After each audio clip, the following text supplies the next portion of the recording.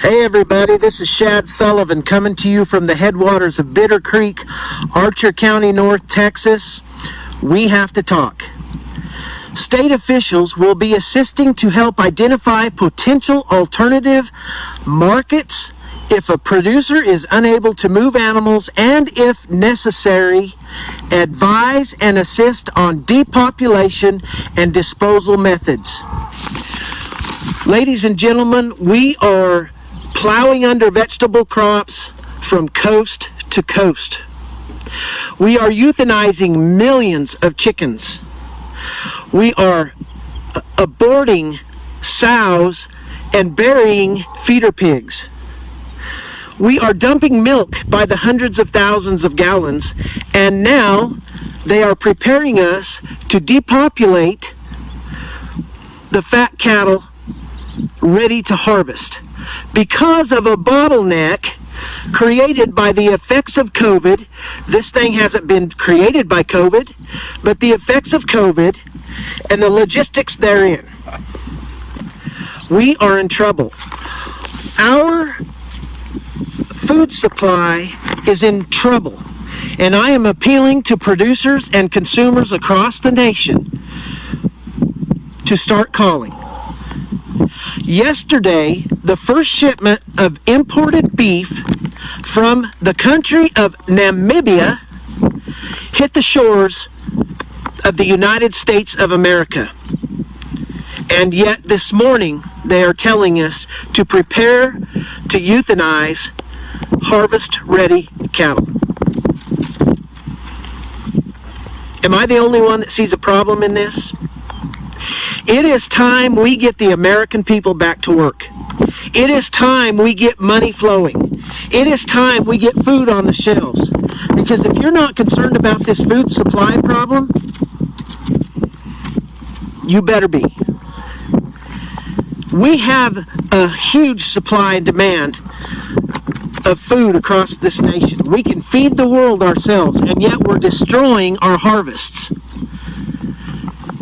At the same time, we are importing beef from other countries, beef that is less regulated than our beef, less safe, not as high quality a product, and yet it's happening. At the same time, they are preparing for us to euthanize our harvests. Does that make sense to America?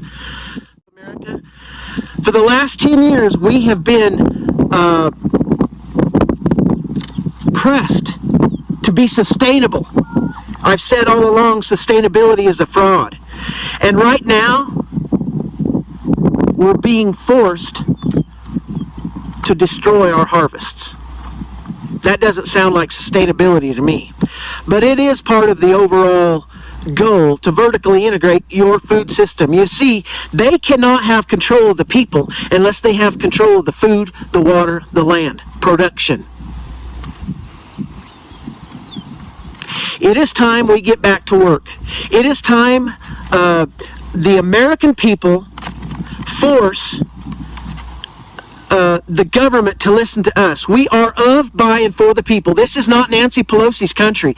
This is not Donald Trump's country. This is your country, and you're going to go hungry. We must get regional and local packing houses up and going. Do we have to have those big packing plants? You bet we do, and they need to be running right now.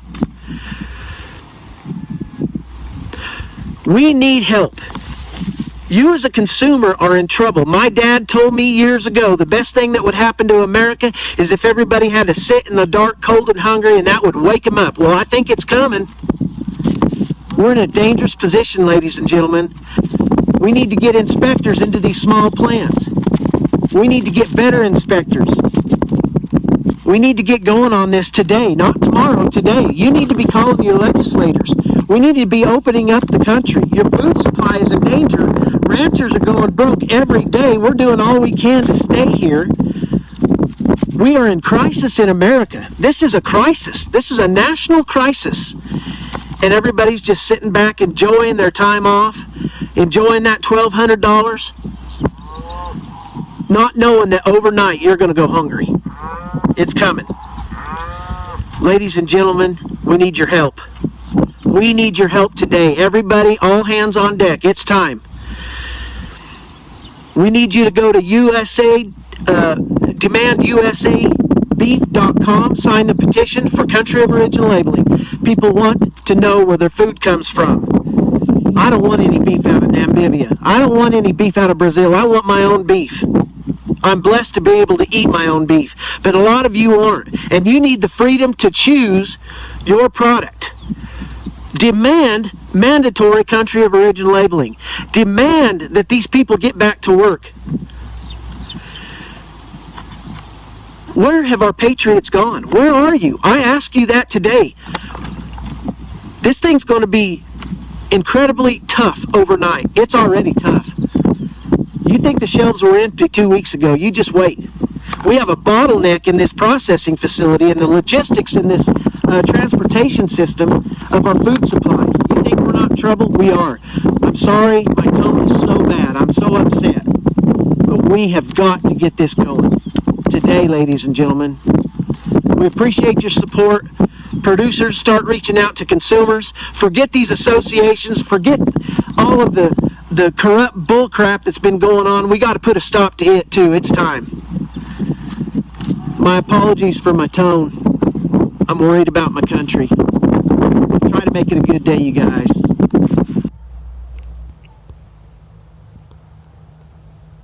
Alright, I want to show y'all this post, which is absolutely on point. So, this is a dairy farmer. So a week ago, we said goodbye to our girls. I know most of my friends on Facebook do not understand why the dairy industry is struggling to stay in existence. I would like to share my thoughts. We have been dairy farmers for over 50 years. The business is not a job for the weak, unorganized, undetermined, inefficient, incompetent, and wasteful. Many times, we have been referred to as dumb farmers until you got caught in a snowbank or wanted to go hunting on our land. Only then was it that you thought of us as useful farmers. Many of you believe that food just miraculously, dairy, beef, poultry, pork, vegetables, fruit, appear on the shelves. I wonder, did you ever question where our food will come from when the producers of your food will have been driven out of business? The problem, producers, farmers, have lost control over the market. Example, we have dairy cooperatives buying out processing plants and other cooperatives creating a monopoly on our market. The co-op we were forced to deal with is one of the largest and now has the power to enforce unjustified deductions from the dairy farmer's milk check. If the farmer does not agree with the deductions, he is told he can look somewhere else for the market. There is no other market because of the monopoly. The generation of dairy farmers is getting older, with very little interest in replacing them. A young person that has interest in starting a dairy farm would face a debt load of 10 times that of a doctorate's college degree. Many people don't have the work ethics that it needs to run a farm of any kind. It seems today many want a 9-to-5 job. Farming is 24/7, without paid vacations, holidays, insurance coverage, and no 401k. Many have said to help the new generation of farmers, the older farmers would have to transfer their working farm over to a young person that has an interest in becoming a farmer. The problem is the old farmer is looking at his farm as his 401k, and I know none of you would relinquish your 401k to help jumpstart someone else's career. So my fear is that one day the hay fields that we enjoy so much will become housing developments. The countryside dotted with little red barns and cows grazing will be no longer. But the biggest fear for me is that we will solely depend on foreign food to satisfy our hunger, all because of greed from large corporations that claim that they are farm-owned. Question, is the corporation we're farmer-owned? Why is that farmers don't receive insurance coverage like the employees? Why would dairy farmers subsidize buying an almond milk plant to replace his product? Why would the farmer pay 5 times for the same deduction? I'm missing my girls. He's talking about his milking cattle.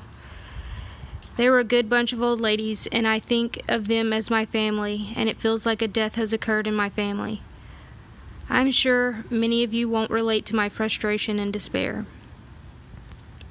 I absolutely understand. And this is horrific. This is horrific. And this is happening across our country for exactly what he said. Greed. Lazy. Allowing these large corporations and even people as communist China to take over our packing plants and take over everything. It's sad. It's truly sad.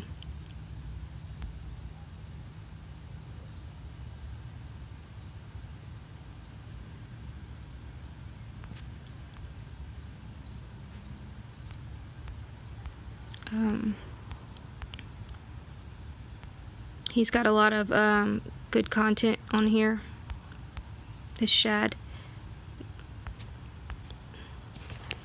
I just couldn't imagine our country looking like China one day. Those flyover states that people think of as nothing mean a lot to a lot of people.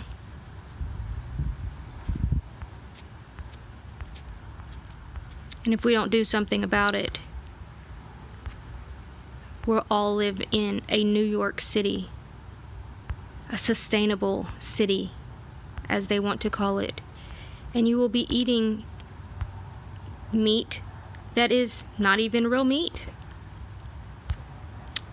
As our stock market plunges into just horrendously, the markets of these artificially grown meat products are skyrocketing. How is that possible? Because these big billionaires are putting all their money into them. If you want to see what's really going on, go to Ice Age Farmer's channel, subscribe. He keeps his finger on the pulse of all of these things going on with meat, the water shortages that is going on because of the CO2. With the massive reduction in CO2 due to nobody driving around and plants and things not being up and working, CO2 plunged. And there's going to be detrimental effects on our water due to this. Yeah, these climate people think that, oh, this is great, this is so great. I guess they didn't think about the outcomes of the cycle of life. You know, CO2 out, oxygen in, the nitrogen cycle, all of these things. Cycle of life, you know. No more meat, plants closing indefinitely. They are. He has great videos. I'll put his link in the pinned comments. Things are getting really bad. Really bad.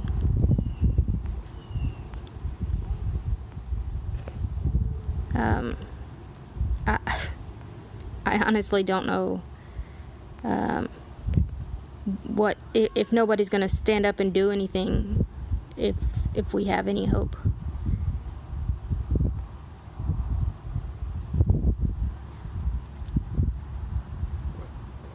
Farmers told to quit farming.